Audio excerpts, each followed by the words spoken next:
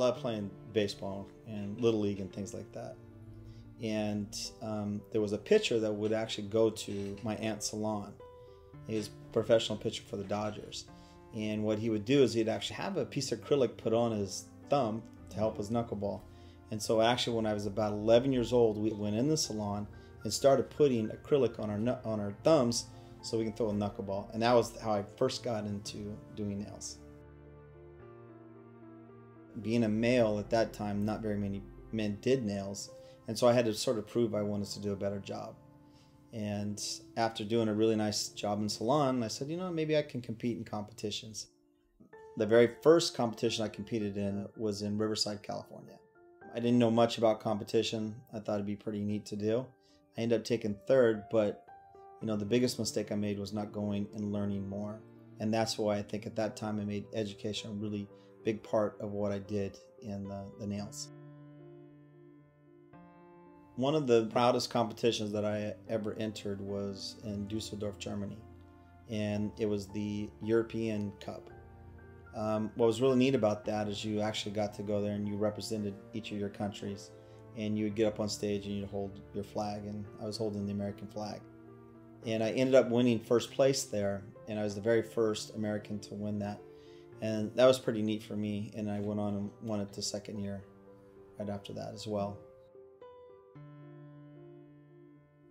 I've always been sort of developing products for the last 25 years in the industry.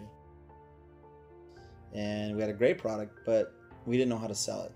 So we'd package it and put these nice little kits and things like that. And we actually had to go to beauty schools and sell them. So we'd load up our car full of products, travel all across the country, and go out to beauty school, teach them, and then sell them products. And that's how it all started. I was doing some consulting and training in Japan. The soak-off gels were very time-consuming. So we said we need to make this more like a polish change or a nail color application. We really wanted to make sure that we were getting the customers in and the customers out in a timely manner. And that's exactly what we did.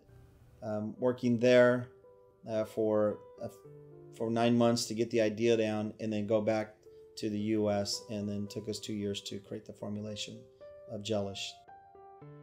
Every time I go somewhere, you get to learn something a little different. When we were in Japan teaching, and they wanted us to teach them nail art. And we were taking these color powders and making 3D nail art on the nails.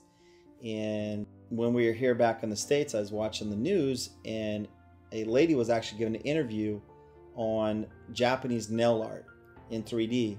And so I thought that was really funny, because Tom and we were there teaching it, and then they brought it back here to the States.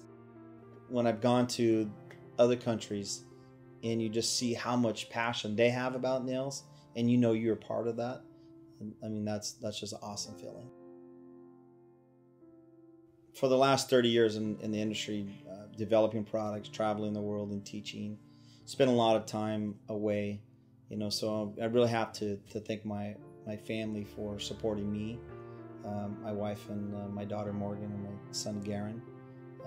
You know, a lot of times I couldn't really be there on certain holidays and things like that because I was teaching. Without their support, it would have been really tough. And so, you know, I'm really thankful that they understand. I'm Danny Haile, CEO and founder of Gelish.